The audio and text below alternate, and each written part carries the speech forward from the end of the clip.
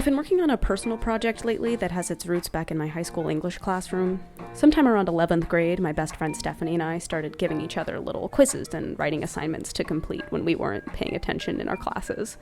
We made extremely difficult quizzes about pop culture and trivia topics we enjoyed, and we came up with creative writing tasks inspired by what we were reading and learning. We gave each other lists of metaphors to write, or historical and literary events to create prophecies about that were modeled off of the oracle prophecies from the Percy Jackson books. The piece of writing I did in high school that has stuck with me most came from one of these assignments. We had learned about the structure of Shakespearean sonnets in English class, and were learning about the 4 fundamental forces of attraction in physics, and so Stefanie and I combined these 2 concepts. I wrote a love poem about strong nuclear force, a Shakespearean sonnet from the perspective of one proton to another in a helium nucleus. She wrote back with her own sonnet from the perspective of an orbiting electron. Years later, when I was living in Alaska, I revisited those sonnets and adapted them into songs for an open mic night, and in grad school I wrote a few more songs from the perspective of subatomic particles, and this year I've revisited that work again, producing full versions of those songs in Logic Pro as I try to become more comfortable in that software for work. So I've been thinking about that little piece of writing and the impact that it's had on me a lot, especially as I've been reflecting on this assignment. And I think it kind of perfectly speaks to my professional outlook. It reveals some values and methods I want to carry with me into my future classrooms, and it also illuminates some areas I still see as sites for growth.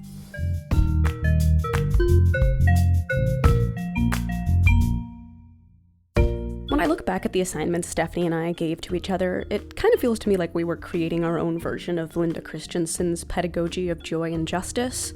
Like we were exploring our own interests, we were making interdisciplinary connections, we were even relying on model text to write poetry. I've voiced some skepticism in class about some of Christensen's methods, like the historical roleplay in her Warriors Don't Cry unit and her turning pain into power poetry assignment based on Daniel Beattie's Knock, but for the most part, her book has really resonated with me, especially her chapter on writing essays. In particular, the method of hers that I want to bring into my own future classrooms is her student interest-driven writing process. Says Christensen, I don't assign specific essay topics. I want students to find their own passion. When I control the topic, I take a huge chunk of learning away from students. When students write for the teacher, instead of writing out of a compelling need to speak out, the writing is often tedious, not worth writing, and not worth reading. And she doesn't just say this and then cut them loose to struggle on their own. She supports her students to identify their interests and mine specific, nuanced essay topics from them.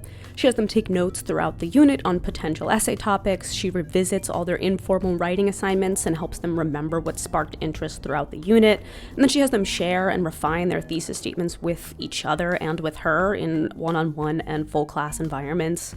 The big picture idea of inviting students to write about what they want to write about, and the smaller grain activities and strategies she uses to support them, are tools for teaching writing that I am excited to carry into my future career.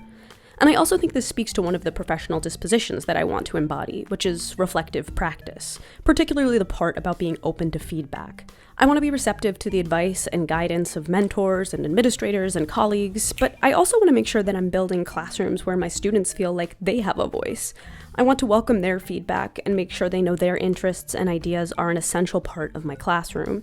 Guided by that disposition, I want to craft writing processes that encourage students to create the sonnet or the essay that they care about, instead of just scribbling it in the margins for only a few classmates to see. And I want to be comfortable relying on colleagues and superiors and students as I build on and iterate Christensen's methods to create that environment.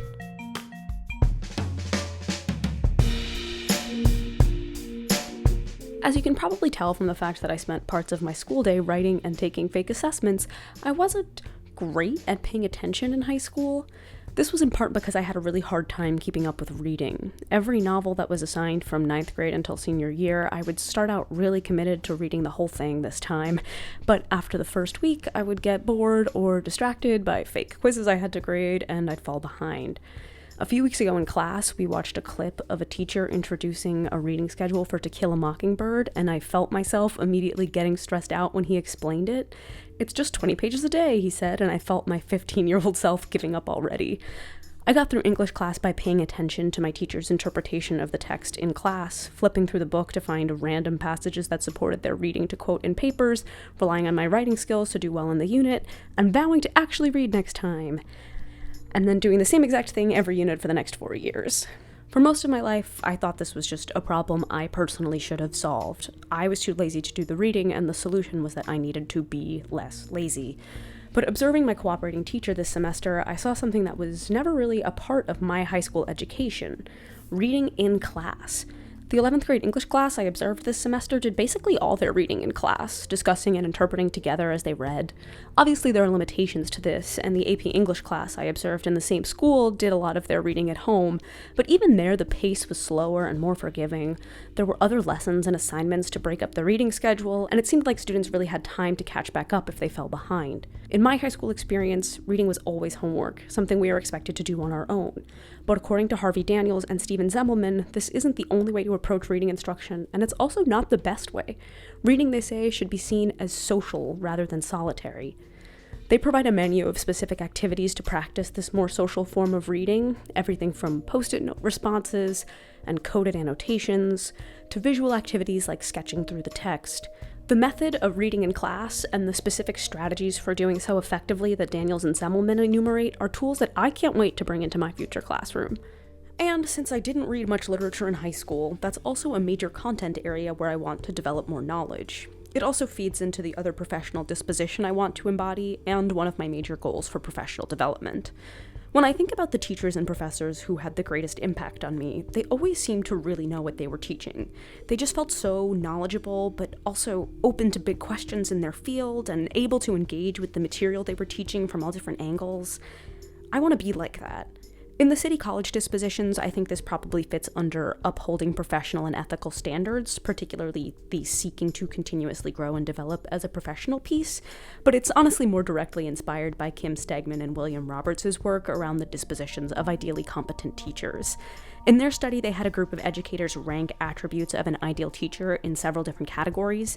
In the teaching skills category, the judges agreed that for high school teachers in particular, has a good understanding of the areas they teach, followed by effective at instruction in the classroom, were key indicators of a successful teacher. I want to embody that. I want my authority to come from my understanding of content and ability to share it rather than from a job title or my age or my disciplinary power.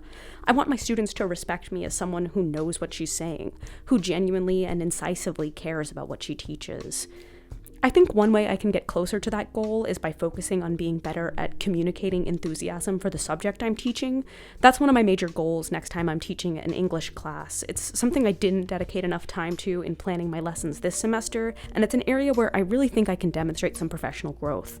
I love learning. I think one of my strengths as a student has always been reflecting my enthusiasm for what I'm learning, and so I want to develop the teacher version of that strength and bring it into my next classroom. At the same time, I also think I could have more love for what I'm planning to teach. I don't ever want to be dishonest about my relationship with literature.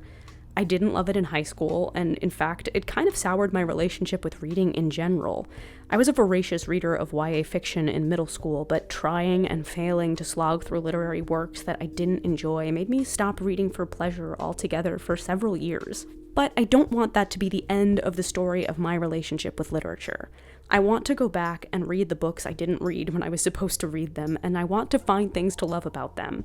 This seems like an area of content knowledge that most aspiring English teachers come into a teacher preparation program already having, but my path to English education comes via writing.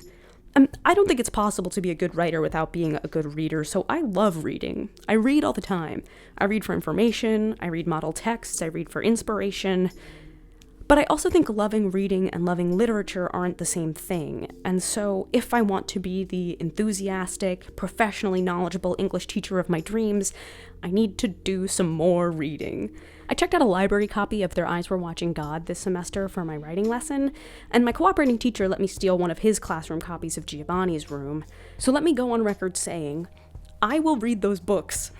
I am going to renew my library copy of Their Eyes Were Watching God as many times as I have to. I will read those books. Those two titles are joining a few other classics that I want to form a relationship with in my quest to have more content knowledge about literature. Another title on my shortlist is Pride and Prejudice, because I helped my friend literally run Regency balls in college as part of her secret Jane Austen society, so I should know and like that book. I also really want to read Go Set a Watchman. I can't even really articulate why, but if that's on my list, I should also probably go back and actually read To Kill a Mockingbird. It's taken me over a decade, but I am ready to finally go back and do the homework I did not do when I was in high school.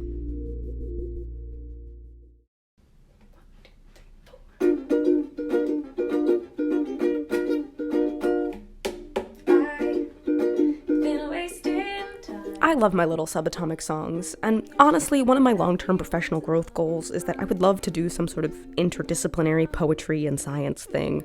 Obviously, forces of attraction are excellent fodder for sonnets and other romantic poetry forms, but there's also all kinds of interesting stuff to personify in science. Organelles, immune cells, organ systems, the list goes on. This is a creative well that I personally love visiting, and I think there's a lot to gain from this kind of creative writing, both from the English side and from the science side. I mean, I still remember what strong nuclear forces are, and I don't know how many of my peers can say that. But I also think I've probably spent too much of this assignment thinking about a past version of myself as a student and not focusing on the actual students that I will be someday teaching. I don't know what will resonate with them or what kinds of connections they'll want to make between course material or what kinds of creative projects will get them excited. But I want to know those things, and so that's my other more short-term professional development goal. I want to practice inviting students to share their interests in my lessons. I want to have do-nows that ask them what they're watching or listening to. I want to do classroom activities where I get to hear their opinions on characters and stories and things happening in the world. And I want to bring their interests into my assignments.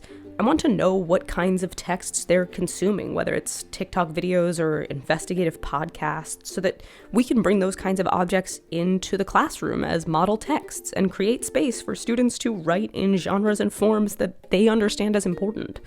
And I also want to set myself up for success when I'm bringing literary texts into the classroom. I have a lot of knowledge about Black history and Black American literature. The writers I'm most excited to potentially teach someday are folks like Frederick Douglass, Nella Larson, Octavia Butler, and August Wilson.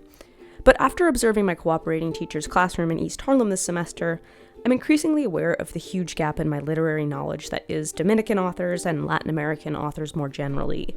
I want to become more familiar with the work of folks like Julia Alvarez, Junot Diaz, Sandra Cisneros, and Gabriel Garcia Marquez. If I want my future students to feel comfortable bringing their full selves to my classroom, I need to be ready to share content with them that speaks to as many parts of their identities and experiences as I can. After I accomplish that, who knows what kinds of sonnets they'll surprise me with.